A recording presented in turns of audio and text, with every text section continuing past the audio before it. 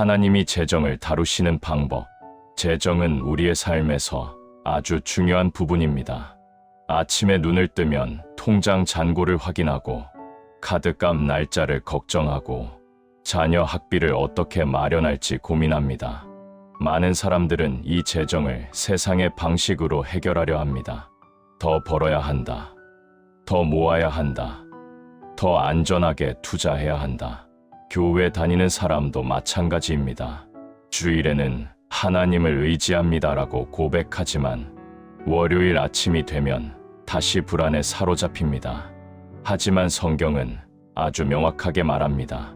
재정의 주인은 하나님이시며 재정은 신앙의 문제라고. 재정은 단순히 돈의 문제가 아니라 누구를 신뢰하느냐의 문제입니다. 오늘 우리는 성경에서 말하는 재정의 원리를 하나하나 살펴보고 하나님이 어떻게 우리의 재정을 다루시는지 깊게 묵상해 보겠습니다.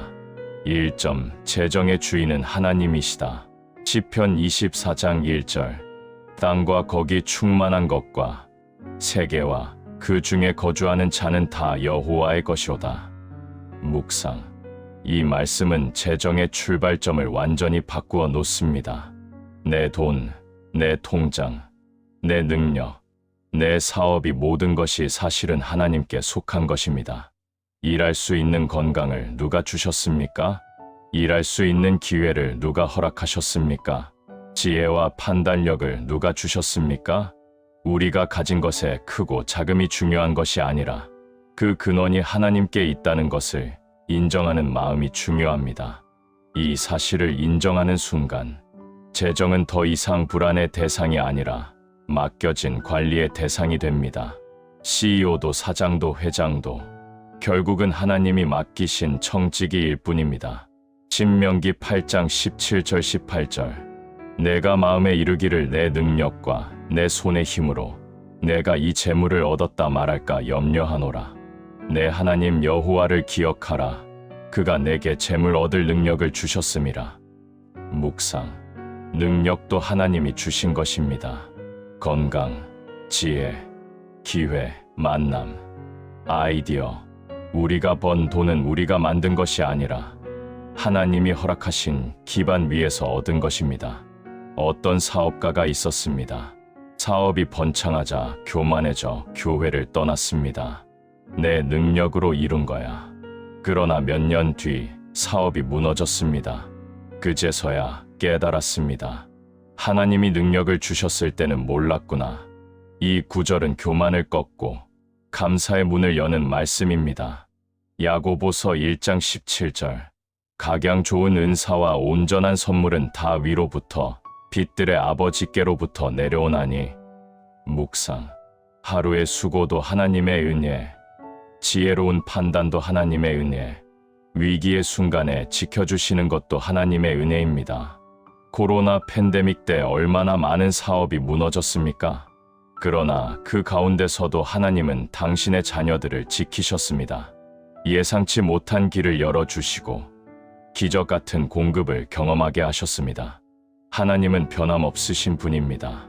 경제가 흔들려도 세상이 변해도 하나님의 공급하심은 변함이 없습니다. 2점. 하나님은 정직한 재정을 원하신다. 잠언 10장 22절. 여호와께서 복을 주심으로 부하게 되나니 근심을 겸하여 주지 아니하시느니라. 묵상. 하나님이 주시는 부에는 평안이 함께 옵니다. 세상의 부는 불안이 따라옵니다. 지키려는 두려움, 잃을까 하는 초조함, 비교에서 오는 스트레스. 부자인데 불행한 사람을 많이 봅니다. 돈은 많은데 잠을 못 잡니다.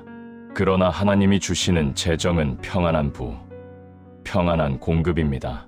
성경의 아브라함도 욥도 엄청난 부자였지만 평안했습니다. 하나님의 방법으로 얻은 재물에는 하나님의 평안이 함께합니다. 잠언 13장 11절. 망령되이 얻은 재물은 줄어가고 손으로 모은 것은 늘어가느니라.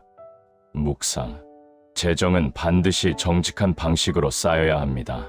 속임수, 편법, 불의한 거래는 결국 줄어갑니다. 한 집사님이 큰 계약을 따낼 기회가 왔지만 뒷돈을 주어야 했습니다. 기도 중에 하나님의 음성을 들었습니다. 정직함을 잃으면 모든 것을 잃는다. 그는 계약을 포기했습니다. 6개월 뒤 그 프로젝트가 비리로 적발되어 관련 업체가 모두 제재를 받았습니다. 정직함이 그를 지켰고 1년 뒤 더 큰 깨끗한 계약이 들어왔습니다. 정직함은 하나님의 사람을 지키는 울타리입니다. 잠언 20장 17절. 속임수의 떡은 맛이 좋을지라도 후에는 그의 입에 모래가 가득하리라. 묵상. 당장 달아 보이고 당장 유익해 보여도 그 끝은 고통과 후회입니다. 한 권사님이 시장에서 장사를 했는데 저울을 속이면 돈을 더 벌 수 있었습니다. 하지만 정직하게 장사했습니다. 손님들이 여기는 정직하다며 소문을 냈고 결국 장사가 더 잘 되었습니다. 느리게 가도 괜찮습니다. 정직하게 가는 것이 결국 가장 안전한 길입니다. 3. 하나님은 부지런함을 통해 축복하신다. 잠언 21장 5절. 부지런한 자의 경영은 풍부함에 이르거니와 조급한 자는 궁핍함에 이를 따름이니라. 묵상. 기도하는 것도 중요하지만 부지런함도 신앙의 중요한 열매입니다. 하나님은 움직이는 배를 이끄십니다. 믿음이 있으면 더 부지런해야 합니다. 수고 없이 이익을 얻는 것이 아니라 성실함이 쌓여 축복을 이룹니다. 초대교회 바울은 천막을 만들며 자비량 선교를 했습니다. 기도와 일이 함께 있었습니다. 잠언 12장 11절. 자기 토지를 경작하는 자는 먹을 것이 많으려니와 방탕한 것을 따르는 자는 지혜가 없느니라. 묵상. 하나님은 실제로 땅을 갈고 씨를 뿌리는 자, 일터에서 정성을 다하는 자에게 열매를 주십니다. 한 청년이 사업을 하고 싶다고 기도만 했습니다. 목사님이 말씀하셨습니다. 기도하면서 준비하세요. 하나님은 준비된 자를 쓰십니다. 청년은 낮에는 열심히 일하고 배우고 밤에는 기도했습니다. 몇 년 뒤 하나님은 그에게 사업의 기회를 주셨고 그는 준비되어 있었습니다. 잠언 6장 6절 8절. 게으른 자여 개미에게 가서 그가 하는 것을 보고 지혜를 얻으라. 묵상. 개미는 감독자가 없어도 일하고 보는 사람이 없어도 준비합니다. 하나님은 준비된 자를 축복하십니다. 한 집사님은 청소 일을 하며 새벽 4시에 일어나 사무실을 청소했습니다. 아무도 보지 않았지만 구석구석 정성껏 청소했습니다. 하나님이 보고 계셔 하나님께 하듯이 일하자. 몇 년 뒤 그 건물 사장이 그의 성실함을 알아보고 건물 관리 전체를 맡겼고 나중에는 동업자로 삼았습니다. 보이지 않는 곳에서의 성실함, 하나님이 보고 계십니다. 4. 하나님은 재정으로 우리의 마음을 시험하신다. 누가복음 16장 10절 11절. 지극히 작은 것에 충성된 자는 큰 것에도 충성되고 너희가 만일 불의한 재물에도 충성하지 아니하면 누가 참된 것을 너희에게 맡기겠느냐. 묵상. 우리의 재정 사용을 통해 하나님은 마음의 상태를 보십니다. 1,000만 원을 어떻게 쓰느냐가 아니라 1,000원을 어떻게 쓰느냐를 보십니다. 한 집사님은 월급이 50만 원일 때도 11조 5만 원을 드렸습니다. 지금 작은 것에 충성하지 않으면 나중에 큰 것이 와도 충성하지 못할 것 같아요. 세월이 흘러 그는 사업가가 되었고 재산이 수십억이 되었을 때도 여전히 11조를 드렸습니다. 작은 것에서의 충성이 큰 축복의 문을 열었습니다. 마태복음 6장 21절. 내 보물 있는 그곳에는 내 마음도 있느니라. 묵상. 재정을 보면 그 사람의 마음이 어디에 있는지 보입니다. 한 권사님이 재정이 넉넉하지 않았지만 늘 선교 헌금을 했습니다. 우리 마음이 하나님 나라에 있으면 하나님이 우리 집도 책임지실 거야. 어려운 중에도 항상 필요가 채워졌고 자녀들은 자라서 모두 하나님을 섬기는 사람이 되었습니다. 어머니의 헌신을 보고 배웠기 때문입니다. 마태복음 6장 24절. 너희가 하나님과 재물을 겸하여 섬기지 못하느니라. 묵상. 돈은 좋은 종이지만 나쁜 주인입니다. 하나님은 우리가 돈을 섬기지 않고 돈을 다스리는 삶을 살기를 원하십니다. 한 청년이 돈을 많이 벌면서 돈이 그를 지배하기 시작했습니다. 큰 병에 걸려 병원에 누워 생각했습니다. 내가 모은 이 돈으로 건강을 살 수 있나? 회개하고 다시 하나님께 돌아왔습니다. 하나님이 주인이 되게 했고 평안이 왔습니다. 5점. 하나님은 나눔을 통해 채우신다. 잠언 19장 17절.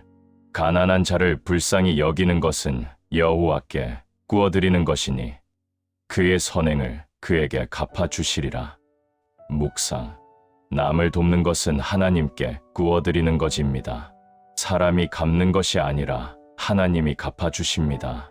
한 권사님이 시장에서 가게를 하며 어려운 이웃을 도왔습니다. 남편이 걱정했지만 하나님께 구워드리는 거예요 라고 했습니다. 20년 뒤 큰 병에 걸렸을 때 예전에 도와주었던 사람들이 십시일반 모금을 해서 수술비를 마련해 주었습니다. 하나님은 사람을 통해 갚아주셨습니다. 고린도후서 9장 6절 8절. 적게 심는 자는 적게 거두고 많이 심는 자는 많이 거둔다. 하나님은 즐겨내는 자를 사랑하시느니라. 묵상. 주는 것은 손해가 아니라 씨앗입니다. 하나님은 마음에서 우러나 기쁨으로 주는 사람을 축복하십니다. 한 집사님이 매달 월급의 30%를 드렸습니다. 즐거워서 드립니다. 하나님은 나머지 70%로 100% 이상을 누리게 하십니다. 실제로 그 집은 70%의 수입으로 다른 집 100%보다 더 넉넉하게 살았습니다. 하나님의 경제는 세상의 경제와 다릅니다. 누가복음 6장 38절. 주라 그리하면 너희에게 줄 것이니 곧 후이 되어 누르고 흔들어 넘치도록 하여 너희에게 안겨주리라. 묵상. 주는 삶은 손해보는 삶이 아닙니다. 하나님은 되돌려 주시되 후이 되어 누르고 흔들어 넘치도록 채우십니다. 한 권사님이 평생 나누는 삶을 살았습니다. 노년의 병이 들었을 때 예전에 도왔던 사람들이 찾아와 돌봐주었고 자녀들도 모두 성공했습니다. 하나님은 갚아주십니다. 반드시 갚아주십니다. 6점. 하나님은 우선순위를 보신다. 마태복음 6장 33절. 그런즉 너희는 먼저 그의 나라와 그의 의를 구하라. 그리하면 이 모든 것을 너희에게 더하시리라. 묵상. 재정의 우선순위는 하나님 나라와 그의 의입니다. 이것이 우선될 때 하나님은 필요한 것을 채워주십니다. 한 청년이 취직 준비 시기에 선교 단기를 가라는 마음이 들었습니다. 주변에서 말렸지만 순종했습니다. 1년 뒤 돌아와서 보니 오히려 문이 열렸습니다. 선교지 경험이 면접에서 큰 장점이 되었고 좋은 회사에 취직했습니다. 하나님 나라를 먼저 구했을 때 하나님이 나머지를 더해 주셨습니다. 말라기 3장 10절. 너희의 온전한 11조를 창고에 들여 그것으로 나를 시험하여 내가 하늘 문을 열고 너희에게 복을 쌓을 곳이 없도록 붙지 아니하나 보라. 묵상. 11조는 하나님이 주인이심을 인정하는 고백입니다. 한 집사님이 사업이 어려워 11조를 드리기 부담스러웠지만 순종했습니다. 통장 잔고가 거의 바닥났는데 3일 뒤 예상치 못한 계약이 성사되었습니다. 하나님은 살아계십니다. 약속을 지키시는 분입니다. 그 후로는 아무리 어려워도 11조를 먼저 드렸고 하나님은 항상 채워주셨습니다. 7점. 하나님의 약속과 신실하심. 빌립보서 4장 19절. 나의 하나님이 그리스도 예수 안에서 영광 가운데 그 풍성한 대로 너희 모든 쓸 것을 채우시리라. 묵상. 하나님은 필요를 넘치도록 채우시는 분입니다. 걱정하지 않아도 됩니다. 필요는 하나님이 책임지십니다. 한 권사님이 홀로 세 자녀를 키우며 이 말씀을 붙잡았습니다. 정말로 하나님은 채워주셨고 20년이 지난 지금 세 자녀 모두 훌륭하게 성장했습니다. 하나님의 약속은 진실합니다. 한 번도 저를 버리지 않으셨습니다. 시편 37장 25절. 내가 어려서부터 늙기까지 의인이 버림을 당하거나 그의 자손이 걸식함을 보지 못하였도다. 묵상. 하나님은 끝까지 책임지시는 분입니다. 의로운 사람과 그 가정은 하나님의 보호 아래에 있습니다. 한 목사님이 개척교회 시절 냉장고가 텅 빈 적도 많았지만 신기하게 누군가 쌀을 갖다 주었습니다. 학비도 때마다 채워주셨고 지금은 자녀들이 모두 자랐습니다. 하나님은 한 번도 저와 제 가족을 버리지 않으셨습니다. 결론. 사랑하는 성도 여러분, 오늘 우리는 하나님이 재정을 다루시는 방법을 성경을 통해 살펴보았습니다. 첫째, 재정의 주인은 하나님이십니다. 우리는 청지기입니다. 둘째, 하나님은 정직한 재정을 원하십니다. 셋째, 하나님은 부지런함을 통해 축복하십니다. 넷째, 재정은 우리 마음을 드러냅니다. 다섯째, 나눔을 통해 하나님은 채우십니다. 여섯째, 하나님 나라를 우선할 때 필요를 더하십니다. 일곱째, 하나님은 신실하신 분입니다. 성경은 아주 명확합니다. 재정은 내 것이 아니라 하나님이 맡기신 것입니다. 정직함으로, 부지런함으로, 마음을 하나님께 두고, 기쁨으로 나누며 하나님의 나라를 우선할 때 하나님은 우리의 재정을 다스리시고 채우시고 지켜주십니다. 오늘부터 우리의 재정관을 바꿉시다. 하나님을 주인으로 모십시다. 그러면 하나님이 책임지십니다. 더 이상 염려하지 마십시오. 하나님이 우리의 재정을 아십니다. 하나님이 우리의 필요를 아십니다. 하나님이 채우실 것입니다. 우리는 단지 청지기로서 충성하면 됩니다. 이것이 하나님이 재정을 다루시는 방법입니다. 아멘. 내용이 좋으셨다면 구독과 좋아요 부탁드려요. 주님 뜻대로 사는 것이 힘들지 않죠? 말씀대로 살아내시길 응원합니다.